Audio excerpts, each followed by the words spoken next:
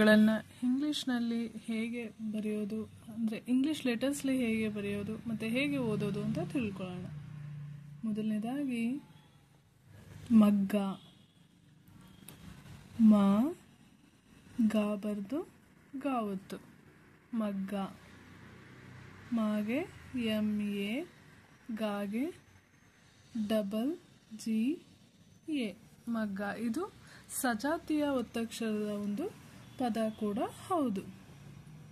Next ದೇವಸ್ಥಾನ, ದಾಯತ್ವ they ದೀರ್ಘ ವ ಸಾಯಿಲಿ ಸ ಹಾಗೆ ಥಾವತ್ತು ಮಹಾಪ್ರಾಣ ಥಾವತ್ತು ಬರಿಬೇಕು ನ. ದೇವಸ್ಥಾನ. ದೇಗೆ DE ವಾವಿಯೇ ಸ್ಥಾ STA ನಾಗೆ NA ದೇವಸ್ಥಾನ. ನೆಕ್ಸ್ಟ್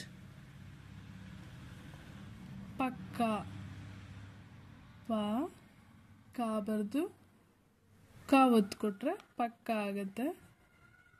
PA ಪ ಒತ್ತಕ್ಷರ ಇರೋದ್ರಿಂದ 2 ಸಾರಿ ಕೆ ಬರೆದು ಎ ಬರಿಬೇಕು ಪಕ್ಕ.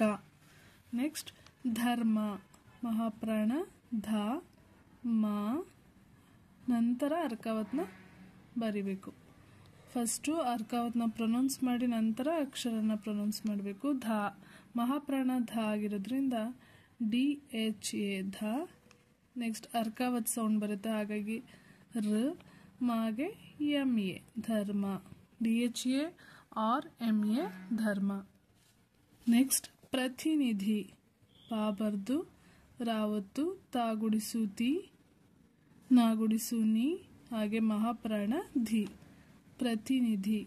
PRA ಪ್ರ, ತೀಗೆ TI, ನೀಗೆ NI, ಧೀಗೆ DHI ಪ್ರತಿನಿಧಿ. ನೀವು ಕಾಗುಣಿತನ ಚೆನ್ನಾಗಿ ತಿಳ್ಕೊಂಡಿದ್ರೆ ಪ್ರತಿಯೊಂದು ಪದನೂ ಅಷ್ಟೇ ಆರಾಮಾಗಿ ಬರಿಬೋದು. ನೆಕ್ಸ್ಟ್ ಉತ್ಸವ, ಉ ತಾಗೆ ಸಾವತ್ ಕೊಟ್ಟರೆ ಸ ಆಗುತ್ತೆ ವ. ಉತ್ಸವ ಉ ಅಕ್ಷರಕ್ಕೆ ಯು ಸ TSA ಉತ್ಸವ VA ವ.